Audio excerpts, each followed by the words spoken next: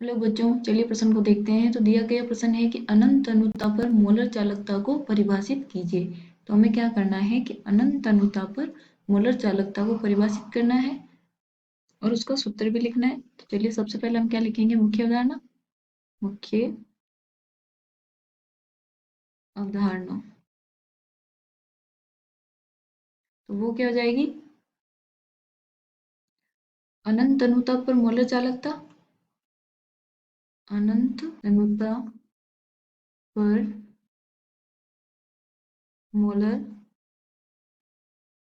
चालकता, या फिर बोल सकते हैं इसको, क्या हम बोलते हैं, कोल्स राउल्स नियम। कोल राउल्स नियम,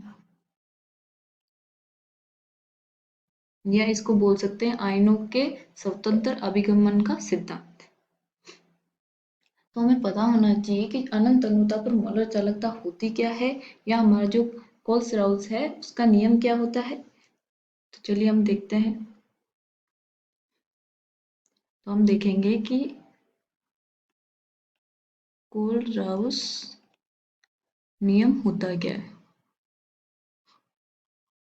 तो इस नियम के अनुसार क्या होता है कि अनंत अनुता पर प्रत्येक आयन विद्युत अपघट्य की मोलर चालकता में अपना अपना व्यक्तिगत योगदान देता है। अर्थात क्या होगा कि अनंत अनुता पर जो हमारे विद्युत अपघट्य की जो सीमांत मोलर चालकता है, उसमें तो धनायन तथा ऋणायन की जो सीमांत मोलर चालकता का जो योग है उसके बराबर हो जाएगी वो।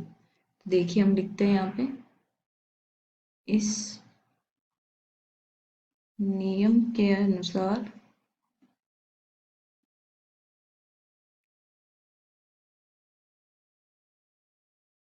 अनंत अनुता पर एक आयन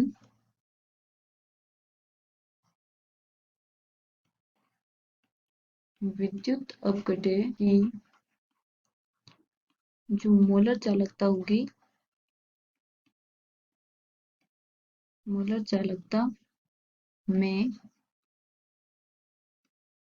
अपना अपना व्यक्तिगत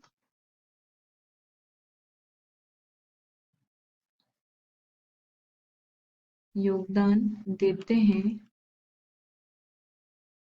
अर्थात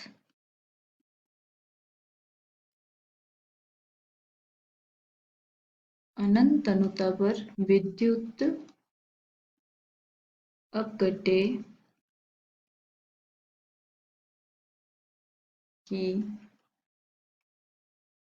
सीमांत मोलर चालकता धनायन तथा ऋणायन की सीमांत मोलर चालकता के योग के बराबर होती है। तो इसको हम किस प्रकार लिख सकते हैं कि जो हमारा लैम्डा इंफिनिटी पे अनंत अनुता पे मोलर जो चालकता आएगी वो क्या आएगी, n plus lambda not C plus n minus lambda A. तो ये क्या होगा हमारा, जो यहाँ पे लैम्डा नोट m है ये क्या है, अनंत अनुता पर मोलर चालकता है। अनंत अनुता पर विलयन की मोलर चालकता, और यहाँ पे n प्लस क्या है हमारे, विद्युत अपघट्य से प्राप्त धनायन, धनायन की संख्या, और n माइनस क्या हो जाएगा, विद्युत अपघट्य से प्राप्त ऋणायन की संख्या और जो हमारे पास लेमडा नॉट सी है वो क्या होगा, धनायन की सीमांत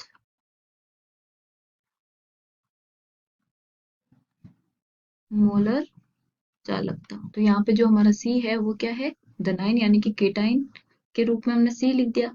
और लेमडा नॉट ए क्या है, एनाइन यानी कि जो ऋणायन है हमारा,